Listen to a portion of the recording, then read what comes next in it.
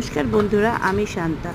আজ আমি ধোসা দেখাবো। ধোসার ব্যাটারটাকে আমি বাজার থেকে কিনে এনেছিলাম। তো তাওয়াটাকে হাই হিটে দিয়ে গরম করে এরপরে একটু নুন জল ছিটিয়ে এই ব্যাটারটাকে আমি জল দিয়ে একটু পাতলা করে নিয়েছিলাম। তো করে আমি এই তো এক হাতা দিয়ে এটাকে ঘুরিয়ে ঘুরিয়ে আমি ধোসার আকার দিয়ে নিলাম, মানে গোল করে নিলাম। এরপরে এটাতে যে ভেতরে মশলাটা দেবো সেটার জন্য আমার মেন লাগবে সেদ্ধ আলু, আর ফোড়ন দেওয়ার জন্য আমার লাগবে হচ্ছে কারি পাতা, কালো সর্ষে আর শুকনো লঙ্কা। আর এর মধ্যে আমি দিয়েছি একটু সামান্য গাজর ও টমেটো আর হচ্ছে কাঁচা লঙ্কা। এটাকে আমি নুন দিয়ে একটু সামান্য তেলে ভেজে নিয়েছি। এতে পেঁয়াজও দেওয়া হয়েছে, পেঁয়াজ না দিলে তো স্বাদটা আসবে না। তো খুবই সুস্বাদু হয়েছিল। আর এটা বানানোর সময় অবশ্যই হাই হিটে তাওয়াটাকে রাখতে হবে। তো আপনারা এটা লাইক শেয়ার কমেন্ট অবশ্যই করবেন।